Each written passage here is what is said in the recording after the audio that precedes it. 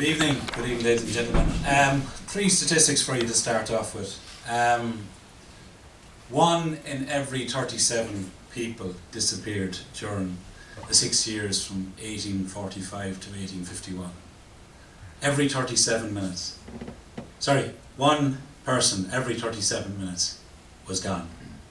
Okay? So by the time we're finished here this evening, there's going to be a number of people that would have been gone if they lived during the Great Famine. The second statistic for you is that this Dungannon workhouse pictured here behind me, or the plans for it, cared or could only care for 1 in every 82 people in the Poor Law Union of Dungannon. And the third statistic is that within the walls of Irish workhouses, 1 in every 5 died during the Great Famine. Now this evening I'm going to touch a lot upon the Great Famine, but I'm also going to talk about the wider history of the Dungannon workhouse from 1841 right through to 1948, or indeed to the present, because it's something, even though the building is gone and the footprint of it is gone, it remains part of the landscape. So I'm delighted to be here in Dungannon this evening, and delighted with the invitation from the Donachmore Historical Society, and delighted with the kind words Mary and Francis have offered by way of introduction. So what I'm going to do is to try and keep it somewhat light, because it's a very dark story. We're talking about a dark part of our history that for generations people didn't want to venture into and didn't want to talk about. So I'm going to take you through what I've titled tonight, The Echoes from the Barley Field, because these names and these people, as we've already heard, are still echoing through from the past to the present. And we're going to look at Dungannon Workhouse history and memory, and in particular want to pose that question about memory and how do we use memory and how are we going to use it, and in particular here in Dungannon, how are you going to use it going forward. So I didn't pick up a clicker, which I think is there. And we'll move along. Now, where am I pointing at? Here, or up here, or here?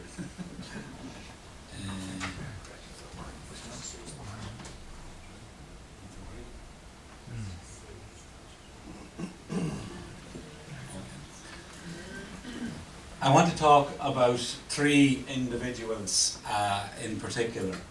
Dungannon Workhouse, and you'll notice the date stone which survives states 1841. The building was due to be completed or due to be finished in 1841. Most of the building works appeared in 1841. But the first inmates didn't arrive, and I use the word inmate because throughout much of its history, this is how people that entered the workhouse were referred to. So if I do use that, it's because I'm using a historical term, and please, I don't mean to cause offence to anyone. But the first people to enter the workhouse arrived in May, between May and June, between the 16th of May and the 23rd of June, 1842. And it took only until the 12th of August before the first death was recorded. And that was a case of a man called William McGladden. And this was a case which was reported as far away as Dublin and reported in the Dublin Medical Journal, because it was one of the first deaths which had occurred in the workhouse, and the guardians who oversaw the operation and the day-to-day business of the workhouse were unsure as to whether an inquest should take place on the body of the dead man. And it's something that the master and others across the country were unaware of. I move on then to the case of Mary Hall. This was a case from much later, from the 1890s, where this young child, and this is a direct quotation from the Master's Journal, which is sitting on the desk here in front of us, written by a man called Thomas Tackerbury, who was master of the Dungannon Workhouse for a considerable period of time. He was a Wexford man who came in or around the year 1867 to Dungannon. And he writes, and it was recorded then in the Workhouse Minute Book the following Thursday when the guardians met. The master begs to report that on Sunday morning last he admitted a female infant believed to be about 3 days old that was left the night before at Miss Fraser's hall door in the townland of Killineel. At Mrs. Fraser's request, the child has been entered in the workhouse register as a Methodist and baptised by the Reverend Mr. McConnell, Methodist minister in the name of Mary Hall. And one of the things we don't know is how many more like Mary Hall were brought to the workhouse in this manner. The records do give us an indication of the numbers of some of them, but sadly the records don't survive for every year in which the Dungannon workhouse was in operation. But it may be possible to trace them, and that's what I want to come back to towards the end of the talk. The third case that I want to mention is of John Mackey. John Mackey was found dead, as the Belfast Telegraph reported, adjoining the workhouse in the grounds on the morning, this is 1862, of Sunday the 21st. It appeared in evidence before the jury that the deceased had lately been admitted to the fever hospital and then partially recovered from the fever, but this made his mind was far from sound. He made some little disturbance shortly after he had been admitted, in consequence of which the room was emptied of everything he was likely to use with violence. He was in sufficient health to take such nourishing food as the doctor ordered on Saturday night. Shortly after the nurse had left the place, he was wrenched, his strong piece of board fast into the wall, which serves as a little shelf, out of its place with considerable violence and smashed out the window. He then made his way out, and in doing so cut himself in several places. He seems to have made the main entrance gate and died shortly afterwards. A terrible tragedy, a horrible death for John Mackey in 1862. And they're just three of the thousands of stories which have been unearthed in the last while in relation to Dungannon Workhouse. And some of the early inmates, I wanted to share this with you, some of the early inmates who arrived in 1842-43 were recorded in a British parliamentary inquiry into the state of Irish workhouses in 1842-43. So within about 18 months of their opening, the British government wanted to see what was the condition of people who were now using this new system, the workhouse, for the first time. Who were they? And what was their condition? And we can see just this sample from Dungannon. Mary Brawley, age 40, Roman Catholic, peasant, married, deserted by husband, admitted with her 3 children, all drawn in a cart a distance of 6 miles to the workhouse. The mother in a wretched state of destitution, 1 child filthy, hungry and in rags, 2 children filth, dirty and in rags, discharged 13 February, in good health voluntarily. And then we go down to David Forrest, age 11, Protestant, orphan, admitted the 15th of February by the Board of Guardians, in rags and starving, present condition, in good health and at school. That was the beginnings of the workhouse in Dungannon, and as you can see from the list, the people numbered children, it numbered people in middle age, and it numbered people who were considered elderly for the time. Okay, it included Catholics and Protestants, and as we've heard already, people of no faith. So those were the beginnings of the Dungannon workhouse, and I just wanted to draw attention to those stories because I really want to focus in on the stories of individuals, because I think this whole thing is about stories, about names, and about what people went through during the period there. So just to give you some background information, the workhouse system originated following the passing of the Irish Poor Law Act in July of 1838, and it had come about following a British Parliament inquiry into the state of poverty in Ireland, which was conducted between 1834 and published its findings in 1836. The British government in the first 3 decades of the 19th century were determined to try and find a solution to the endemic poverty which beset every town and village across the country. Famine was a regular occurrence. Between 1700 and 1840 there were 27 partial failures of the potato crop. That means 27 summers of famine, even before the Great Famine of the 1840s. There was various outbreaks of deadly diseases. 1815, 1816 and 17, 1822. 1832 was a year of cholera, which carried off thousands of people, hundreds of people in towns and villages across the country. So it was a problem that needed a solution, and the solution they thought in the middle of the 1830s was to build on the same scale and same system as had been operating since 1824 in England and Wales, was to build workhouses. And across the country, after 1838, after the passing of the Poor Law Act, we see the commencement of the building of this vast workhouse network. 163 workhouses in total built in the 19th century. 130 of them before the Great Famine had let people in through the doors of workhouses. Dungannon was just one of those. Tyrone had a number. So they built, the workhouses were built along these lines, and they were built to house the most vulnerable in society. They were built to house primarily the young and the old, the sick and the destitute. The people like David Forrest and Mary Brawley that I mentioned already, and John Mackey, and little Mary Hall that was left at the gates of the workhouse in the 1890s. That's what the workhouse was built to provide for. And Dungannon Workhouse was built to provide at its maximum capacity for 800 people.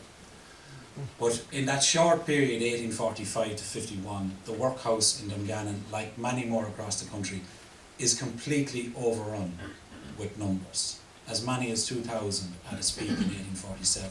And 1847 becomes the deadliest year to be inside the walls of Dungannon Workhouse. The death rate just soars, as we have just, the memories of our own pandemic are very real to us. Can you imagine if you have a room or rooms that are built for 800 people and all of a sudden 2,000 people are crammed in there? Well, disease is going to spread quite rapidly through. The picture here is not Dungannon, and I threw that in just to keep you awake at this stage. It's a burr in County Offaly in the Midlands, and it's probably the best aerial photograph of a workhouse I could get to try and describe the workhouse buildings. They were all built to a similar pattern, designed by the architect George Wilkinson. So they mirrored. We have the design actually, if I go back, we'll see the Dungannon one here. So what you have is the union entrance here to the front, which would have contained the masters. Men and women were separated upon entering the building, and children were separated. Children, boys and girls, separated to either side of the house. Children under the age of 2 could remain with their mother because they were still being breastfed. Over the age of 2, and you were removed either side. So this is one of the reasons why people were so reluctant to enter the workhouse in the first place when they were built and during the famine, and indeed in later periods, is because families were literally torn apart. Okay? And to the back of the building here in Dungannon, you had a bakery, a non-house bakery, which it sounds glamorous, but it wasn't. It was baking bread simply to feed the inhabitants. You also had what was termed an idiot's ward, and that was for people with any sort of disability that couldn't be cared for in the general building.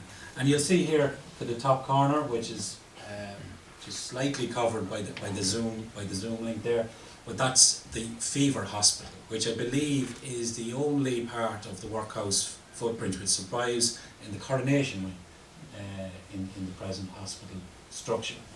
And to the back then, you have the burial ground, or the barley field. And just before the back of the building, like every workhouse building across the country, you go back to Burr here, you have that small little building at the back there, which was the mortuary chapel, or simply referred to as the dead house. And so for a huge number of people, somewhere in the region of 200,000 people died inside the walls of Irish workhouses during the famine. They entered the front and they left at the back, and that was the sad reality. So that's the workhouse system and the background to it. Of the location of 133, as I said, built before the Great Famine, another 30 built thereafter, making it 163. Located across the country, areas were broken into what was known as poor law union. We heard Francis use that word earlier, poor law unions. Dungannon's covered huge parts of the county, and I think I have the example of the 19 electoral divisions that were broken into. But you can see in certain parts of the country there simply weren't enough workhouses built.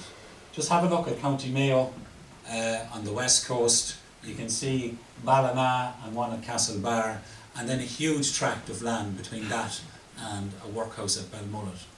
and when we consider the sheer numbers of people that died during the 1840s, they died largely along the western seaboard, where workhouses were thin on the ground. The workhouses have been described over the years as, from a number of different perspectives, but you'll hear terms like that they were odious, degrading and foreign institutions, that they were a permanent deadweight on the country. Because remember, the upkeep of the workhouse was paid for out of the rates which was levied on the local population. So some people resented the fact that they were paying for the upkeep of the poor within a particular workhouse. Others then commented that they would be better off thrown behind a ditch and sending them into workhouses and to levy the people. And a recent history of the Irish workhouse simply described it as grim bastilles of despair.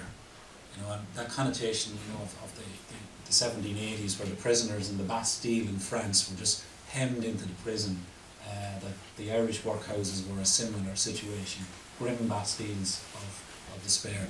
And John O'Connor, writing in the 1990s, said that the workhouse was the most feared and hated institution that ever existed or ever was established in Ireland. But that's just a quote from my own particular part of the world, where the local parish priest commented during the land war in the Midlands. He said they would eat grass or die of starvation rather than give up their homes and enter the workhouse. Well, the workhouse has a curious history in all of those 163 locations in which they were built, and Dungannon is no different. It was the largest public building ever built in any locality. So there was no bigger building in Dungannon. It housed the greatest number of people under one roof than anywhere else. It played an integral role in the history of a town and countryside. And I want to touch upon that towards the end. We sometimes think of the workhouse in a particular way, and I've described a lot of that so far tonight. But let's look at the workhouse in a different way, and I'll come back to that. And in large parts of the country, there's very little remnants of it left. I was just remarking to Francis there beforehand that in the north of Ireland, a lot of the workhouse buildings survived. They've, you know, been transformed into hospitals and other healthcare facilities, such as at Limerick Valley and Maherafell and so on. And there's part of the Dungannon building in the South Tyrone Hospital. But in other parts of the country, there was a rush to get rid of them. And there was a rush to erase them as quickly as possible after independence in the south of Ireland in the 1920s, and then in the 1940s when the workhouse system finally ground to a halt in the north of Ireland. So there was a rush to get rid of them because there was a silence, there was a shame, and there was a denial on the part of the local population. Whether it was the people that had been in the workhouses themselves or it was the local communities, there was a denial that there ever existed the need for these buildings in the first place. People didn't want to accept that a certain part of the population relied on these institutions on a daily basis. I come back to the church. As I said, there remained, they are across the south of Ireland in particular, there are some remnants of the workhouses, and I think of ones in my own locality in Kildare. Naas is part of the hospital structure, but in Selbridge, Colour Trend Paints are actually located in the old workhouse building. But there seems to be, my slide has jumped at me there. There seems to me to be a reawakening of interest, huge reawakening of interest in the story of the workhouse. And it's difficult to put pin it down and nail it down correctly. It may be that Ireland post-2008, post the economic collapses, that we're beginning to re-evaluate society a little bit different. We're beginning to re-evaluate how we live and how we live and look and reach out to others. Maybe we lost that a little bit in the preceding years. Of course, there was a big interest in the workhouse in the 1990s when the 150th anniversary of the famine came about, but that dipped away as the 2000s approached. There's interest then in different parts of the country. In Kilkenny there seems to be a huge interest in the workhouse story, and that centres on the recent excavations which took place at the now McDonagh Junction shopping centre. Anyone that has visited Kilkenny, you'll probably end up in McDonagh Junction shopping centre at some stage. But when you do, you're actually walking over the graves of about 900 children which were inerted there in the last 10 or 15 years when the work took place. And that's really interesting, the studies of those skeletal remains of the children, because they're able to work out a whole host of things about them that we can't discover from books and journals and other written sources. There's also a renewed interest around workhouses because of the digitisation efforts which have appeared across the country. So for example, during COVID, a lot of library staff were actually in the buildings. Library staff were deemed essential services, and they began to digitise their records. So if we look across the country, all those counties on screen there now began to digitise their workhouse records, which in turn generates interest in the workhouse building itself. And there has always been, I suppose, since the 1990s in particular, and it's wonderful to be joined tonight by people across the world that are connected to Tyrone workhouses, and in particular to the workhouse here in Dungannon. But there's always been a remarkable interest in the story of the girls, the young Earl Grey orphan girls, who were shipped out to Australia as part of a scheme between 1848 and 1850. Over 4,000 girls were shipped to Australia, and their descendants have done remarkable work. And I want to come back to that again before I sum up about memory and commemoration as we move forward. And that interest is being reflected across the country. In Headford in County Galway, a local women's group there have made bonnets, lace bonnets, that the girls, to reflect what the girls left from that part of Galway with. In Edenderry in County Offaly, my own mother is involved with a group, the ICA, Irish Country Women's Association, and they have made little bronze statuettes which tell the story of the 15 girls that left from there. And it has brought in a whole host of people that wouldn't have ordinarily have been interested in the story of the workhouse. Now they've become interested in knowing a little bit more about their local workhouse. And probably where it's most reflected, this renewed interest, is here in this community and in the communities around you. So for example, Enniskillen has that wonderful workhouse museum and telling a wonderful story, and has got quite a considerable amount of funding to do that in the last few years. There's renewed interest in Belfast and wonderful work going on there, and attempts I see recently in newspapers to bring the National Famine Commemoration there in 2027 when it returns on that rotational basis to Ulster. And then you have the Goethe Famine Museum in Swatra, which tells the story of Dr. Mooney and the soup kitchens. And you have the Matter of Felt group, which launched its website not too long ago, placed a memorial stone and information board, spearheaded by the Loop District Historical Society.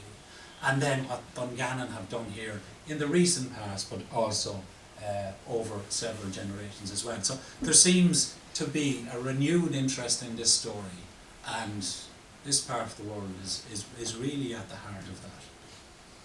So in December 1841, news was published across the province and indeed across the country, this one coming from the Newry Telegraph, which announced that the workhouse will be completely finished in a few weeks. Spelling mistakes aren't mine, they're the Newry Telegraphs. And fit for the reception of paupers. The Poor Law Commissioner for the Union, Mr. Clements, inspected the concern last week and has given the contractors, Thomas and John Lilburn, great credit for their proper and satisfactory manner which they've completed the building. We are happy to learn that the Messrs. Lilburn have also obtained the contract from the Clocker Union and will be immediately commence the building, which will give additional employment to the poor in that neighbourhood. Lilburn built a number of Ulster workhouses, and it was no surprise that he was given the contract for Dungannon. So in December of 1841 they were expecting the first arrival of the poor here in Dungannon. As I mentioned already, they didn't arrive till May, but quickly filled each of the rooms within the workhouse. I should have said when I was explaining the building, because the next thing I want to move on to is about children, and I really want to hone in on the experience of children in the workhouse. There was provision made in the workhouse for religious services as well, so there would have been rooms set aside for that, but there was also provision made for schooling, and the idea was that there would be a school for girls and a school for boys within the workhouse setting. And that was all well and good in 42 and 43, 1842, 43, but when the famine commenced, that was quickly overrun, was quickly forgotten about, because the numbers were so huge. 579 children within the walls of Dungannon Workhouse in the spring of 1847. Now, there's one or two teachers amongst us. You wouldn't like to be going into a room with 579 children trying to teach them or indeed to control them. So that went out the window. So too did the idea of work. It was called a workhouse. People were expected to work, put to a host of different tasks. Women were given needlework and so on. And the men largely were engaged in the workhouse farm, which covered, I think in Dungannon's case, was 6 acres of land around. And crops were grown, animals were reared and so on. Pigs in particular were fattened and brought to market, and some were killed, mostly for the guardians, it must be said. So that was the workhouse buildings around it, but I wanted to move on and talk about the idea of, there's the different, if you're wondering, was my townland or my area included in it? We can come back to there, but it covered a huge area all around. So, children, one of the things that quickly became apparent to the workhouse officials in Dungannon was the sheer volume of children which were being sent to the workhouse. These were being brought with their parents or with a mother or father, or in a lot of cases were simply being left at the gates of the workhouse or being admitted. There's examples of men emigrating to Scotland on the seasonal migration route. There's examples of men going to Canada and America in the hope of bringing back or sending money back to bring these children out later. But often, that mechanism, that hopeful mechanism actually breaks down. But if we just look at the dead in the workhouse, between 1842 and 1845, 156 people had died in the workhouse.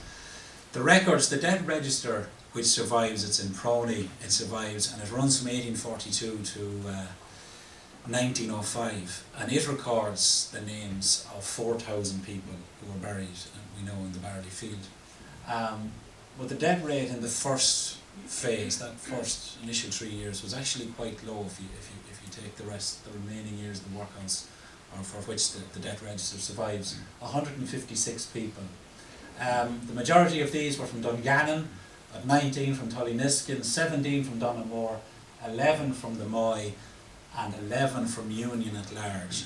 And actually Union at Large is the most popular entry which is noted in the surviving Dungannon records, be it workhouse burial registers or the birth registers. It's the single most common word that I've come across in it. And what it means is the guardians don't actually know where they're from, and the person doesn't know where they're from, which is remarkable in itself. They're not being charged, or at least they weren't being charged on a particular, because those people from Moy, that would have been charged to Moy and Donoughmore and Tullyniskin in return. But significantly, of that number of 156, 36% of the dead were under the age of 18. And 15 of that 36% were under the age of 1 year. So the likelihood of survival in the early years of the workhouse were quite low for a small child. The first baby to be born was Patrick Campbell. Unfortunately, only survived a few minutes. And between 1842 and 1881, which the burial register survives for, it records the births of 500 people, or 500 babies inside Dungannon workhouse. And that number is so high because from the 1860s onwards, a lot of workhouses begin to be used in a different format than had been used in the 1840s and 50s. And they're functioning, I'll come back to it, they're functioning as hospitals, but they're also functioning as a place of sanctuary for unmarried mothers. And that's why the number there is so high. Among those that died in the early years, one of the first was Ciaran O'Reilly of Dungannon, age 40, and her 3-month-old daughter, Catherine, in September 1843. They were amongst the first to die there. But children, as I mentioned, throughout the famine, the 1850s, the 1860s, the largest body of people in the workhouse are children. Now there are elderly people there as well. There's one person there who's recorded as being 108 years of age. Now given the average life expectancy at the time was somewhere between 60 and 70, it was a remarkable age to reach. But a sample of the 400, as you can see on the screen here, of the 400 children who died from the 1840s to 1900s, it reveals the different illnesses that they died from. And many of these illnesses are illnesses today which are easily treatable. Okay, so things like bronchitis, diarrhea, meningitis is obviously a quite serious illness today, but you can see some of the more serious ones there, but measles, that's only a small sample. Measles seems to be a big killer at times. Pneumonia, typhoid, diphtheria, and the dead included. Even as late as 1860, we can see this rattling through the walls of Dungannon. Anne Lappin, age 1, from Mountjoy, died of whooping cough. Mary Brennan, age 1, of smallpox. Timothy Hyde, age 1, of scrofula. Anne McGee, age 1, who died of diphtheria. And Mary Campbell, age 1.5, who also died of diphtheria. So I think they're the one group that are affected greatest by everything that's happened within the walls of the workhouse. Anne O'Berry of Dungannon, who died there in 1891, she was the 108-year-old woman. And then you have the opposite end of the scales there, little Mary Hughes of Minterburn, who only survived an hour after her birth. Typhus and cholera takes away. January 1847, I was just looking back on the records again. December 1846, January 1847 are the worst months to be in the workhouse. 25, 26 deaths per week in those 2 months. And just some more examples. I just put these in because these are the localities and the names that will mean something to you here. So Margaret Gallagher died of croup, age 21 months in 1862. Mary McGlone of Drumaspel died of diarrhea. George Wilkinson, aged 20 months, of marasmus. Mary Corr of Dungannon of bronchitis, and young David Fullerton, aged 16 months, was another bronchitis victim, 1865. So they're not just, and the point I wanted to make is it's not just famine deaths. When we talk about the barley field, sometimes we think of just the famine, the great famine of the 1840s, but this is something much wider. So as I mentioned, after the 1860s, the workhouse numbers fall considerably, down as low as 250 to 300 people on an annual basis. The summer months, the numbers drop even further. People leave the workhouse system and only return during the winter months, and as soon as summer approaches, they leave. The average stay is about 3 months per person. But the workhouse functions in different ways. It becomes a hospital. It becomes an operating hospital where people go to have procedures carried out. They go because of illness, in the same way we use a hospital today. It also becomes that place of respite, that place of care for unmarried mothers. And if we look at the names and the locations, we see something happening which maybe you won't be surprised at, but they're coming from the neighbouring towns in Tyrone and Armagh that are not part of the Poor Law Union. They're not going to their local workhouse because of the stigma and the shame and so on that's associated with it. They're going somewhere else, outside the bounds. So people are walking huge distances to actually use Dungannon workhouse. The numbers, as I said, are down lower, and the Guardians begin to look at the workhouse in a different light. So they begin to offer a different approach to how the workhouse is managed and how the people that live in there are treated. So from roughly about the 1870s onwards, we see annual excursions. We see out the Park in Orr and places like that. They're brought out for activities. There are Christmas festivities lined on for them. There are treats and so on at different times a year. The Guardians also believe, and again just mentioning this earlier, that exercise is now an important function for the people that are in the workhouse, particularly the children. So they begin to march them out around the town of Dungannon. This actually adds to the stigma that's associated with it, because it pinpoints them. It showcases them to the inhabitants of Dungannon that these people are from the workhouse and so on. So for some people that doesn't have the desired effect.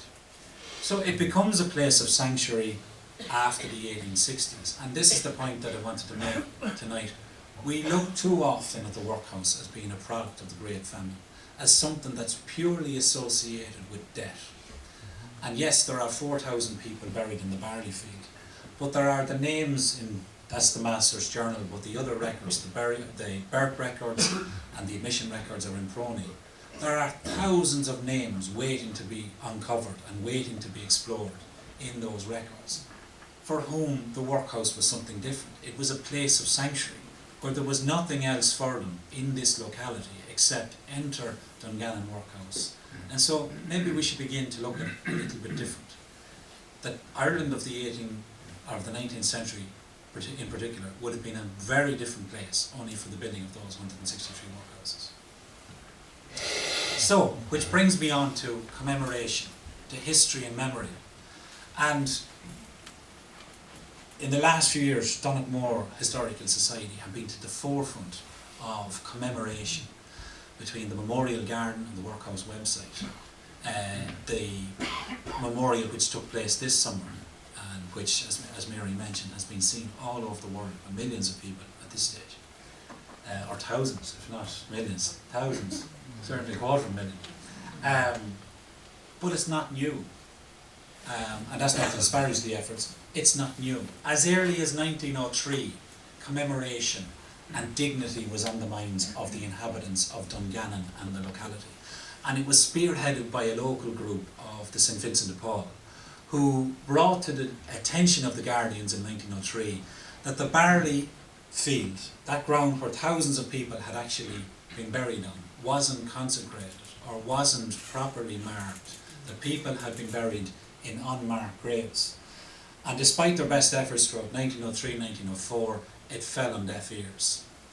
And then we fast forward to the next time when commemoration or memory surfaced in the minds of people connected with Dungannon Workhouse, and that came in 1941, when the then master of the workhouse, James Watt, instructed the clerk of the union, a man called William McGruffin, that a history of Dungannon Workhouse should be got up and should be researched. From the records that were sitting beside them, he said he wanted a history written in 1941 to commemorate the 100 years of the building, because he had passed under a date stone that said 1841. It never came to any fruition, but William McGruffin agreed to it and said he would gladly begin the process of writing the history of Dungannon Workhouse. Now maybe it survives, maybe it was never published and it survives in some house or some location. It'd be great to unearth it. But McGruffin did pass the comment in 1941 that he would happily write the history of the workhouse if it meant that the abolition of the workhouse would soon follow. He said it was a disgrace that in 1940s Ireland there still existed the need to have a workhouse, and that's how he felt. But again, to my knowledge, it fell on deaf ears. And it doesn't, sorry, I dealt to fast forward. In 1945 then came the first announcements that the workhouse would close, and it's eventually wound up between 1945 and 1948. And the remaining inmates that are in Dungannon are transferred largely to Coleraine and also to Armagh, to the workhouse there. And The Guardians in the 1940s shot down the idea that the building would be saved. They said it would cost too much and so on, and by the 1970s the building had actually been demolished. And we can see just some images of it there. You can see this is a newspaper report from 1945, I think it is, where there's talk about the conversion, and as Mr. Crossley says that it will cost too much. 24,000 was the original cost, but it would cost 35,000 to actually transfer it into a working hospital. That's an aerial image of the workhouse site from around that period. The next phase of commemoration or memory actually occurs in 1962, when James Donnelly, an urban councillor, salvaged the bell, the workhouse bell, which we're absolutely delighted, and I am actually, to see it here in front of us. I tried to lift it earlier on. It's quite heavy, so don't try it after the talk. It's amazing to think that that bell hung in the workhouse from 1841 to 1948, or a little bit after, and rang on a daily basis. It rang in the morning to wake people. It rang for food, possibly rang for service, whichever religious service was being held, and it possibly rang in the evening then to tell and to warn people that it was lights out come darkness. So a remarkable piece to have in the locality. And so for a period in the 1960s, there's a little bit of interest in this workhouse story, but then it tips again. And then in 1981 it's revived again, when the Belfast Telegraph publishes a series of articles written by this man Herbert Simpson, who recalled being a 6-year-old in the workhouse.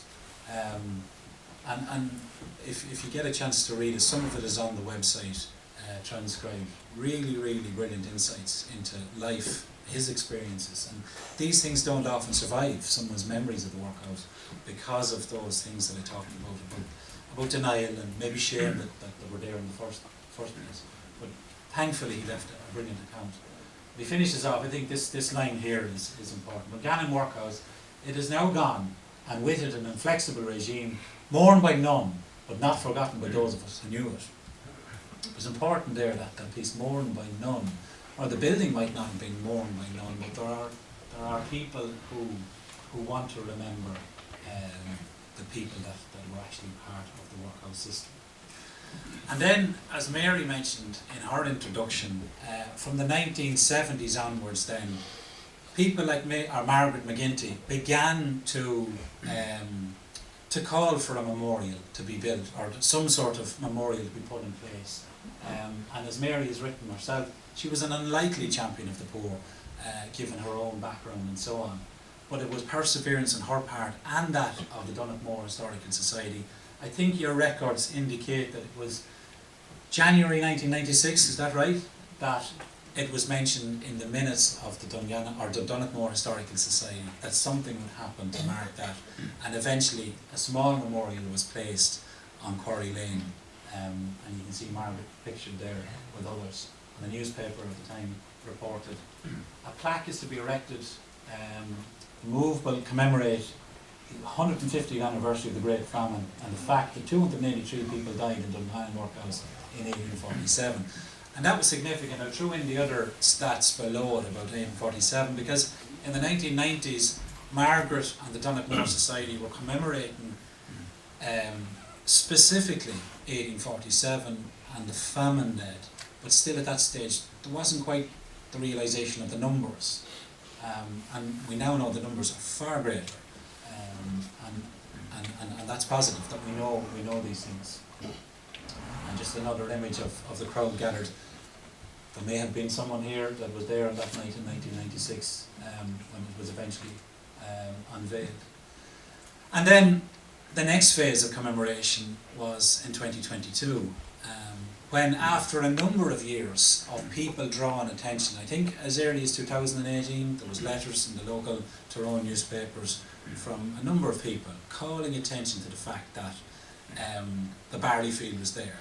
that this should be commemorated in some way, and so on. And it culminated in that in the opening of the Memorial Garden in June of 2022. It's the 7th of June in 2022. And it's a wonderful place of solitude, of tranquility, where people can go and just reflect. But I know their efforts won't end there, and indeed they didn't end there. One of the people pictured there, of course, sadly is no longer with us, Bertie Foley. And I remember meeting Bertie online and Zoom, because you couldn't do anything across the country back in 2020-21, and met him along with Mary and Avril and others in the society. And it struck me that I was dealing with someone that really wanted to commemorate this. It was infectious what Bertie was trying to do, and there was a whole host of things put forward. There was memorials talked about, there was information boards talked about, and so on. And eventually, I don't know who or how it came about, but the idea of an online repository might be a fitting memorial to these people was suggested. And that resulted in the Dungannon Workhouse website, which is hosted by the Dungannon Historical Society. It's online with over 50 pages of information. You can see here the different drop-down tabs that tell you about life pre-famine, during the famine, after the famine, late 19th century, all the connections. There's even a page there that lists all of the people that were known to have worked in the workhouse. The officials, the clerks, the matrons, the nurses, the masters, and so on. So it's a real treasure trove. It has been replicated by the Loop Historical Society with the Maher Felt Workhouse website during this summer. And to my mind, they are the go-to places. If you want to find out about life during the workhouse, or in the workhouse during the 19th to 20th century, they are the go-to places. But probably the piece that Dungannon has is remarkable, because it doesn't survive for Maher Felt, and that is the records, the burial records and the birth records. So in this far column here, you can go in and look at every single burial and every single birth in the workhouse that is recorded from those years, 1842 through to 1905. There's a lot to do still on that, but Bertie was one of the driving forces behind that. As a review actually of the website, and probably spells it out better than I have just done. It says the site is practically bulging with information about the workhouse, its history, its architecture, its residents, and the place within the local economy. Information was extracted from the record of births, which lists the person's date of birth, their name, their parents' names, their division, a column which really in today's society it's a horrible column to look at, whether legitimate or illegitimate, whether the child was baptised or not, and then the officiating clergy that oversaw the birth or gave a record of the birth, and the religion is recorded there as well. So a whole host of information. As we see, this is actually from another source, the 1911 census. And just to give you some indication of, and I'm going on too long now, I know, but to give you an indication of how in the past these people weren't afforded any dignity, it's no better place reflected than in the 1901 and 1911 census. Because in the census returns, if you've gone in and looked at them, the master and the matron, the clerk and the nurse, they're all given their name and their place of birth and their age and so on. For the inmates, it's just their initials. Okay, and I think that speaks volumes, that they simply wouldn't record somebody's name in a document. And that's the master's, an extract from the master's book, which is on the table here in front of us. But another point that I wanted to make, and I've mentioned already, how we look at the workhouse going forward. The workhouse was an integral part of the local economy as well. Apart from it being a place of shelter and sanctuary, it also done so much of the local economy, because it provided somewhere that shopkeepers and merchants and so on, and all the tillers of the soil could provide their wares to as well. And just that extract from 1892 exemplifies that. We have all the different provision dealers in Dungannon and district who relied on the workhouse at that time. That's just an indication of what Proney holds. The different, particularly from the 1920s, 30s, 40s, there's a lot of records there which aren't included on the website. And I think we took the decision somewhere in the early phases of it because of issues around GDRP and issues around living people and so on, that we wouldn't include the 1920s, 30s, 40s, but the records are in Proney and are accessible to people. But the final point that I want to make is that idea that I touched on about commemoration being something that has occurred around the site of Dungannon Workhouse, and definitely people were interested in preserving the memory and in offering dignity to people. It stretches back 120 years. It goes back as far as 1903 when those first records were made. It's present in the 1940s, it's present in the 1960s, it's present in the 1990s, and it's present now with the efforts of the Donegal Society. But what will happen next? And that's the big challenge. And we're great in Ireland to commemorate things, whether it be a battle, whether it be, you know, independence, whatever it is, political legislation or so on. But then we move away and we move on to the next commemoration. And the danger is that we'll stop remembering. So I'd urge you, and we can see by the numbers tonight that are present, there is a genuine interest in this story. And as I said in the middle of that talk, there seems to be a genuine interest in Ulster in telling the story of the workhouse, because it's a shared history. It's a history for everybody. It's a history that everyone was affected by, and it's important that we continue to remember. So with that, I'll end. Thank you.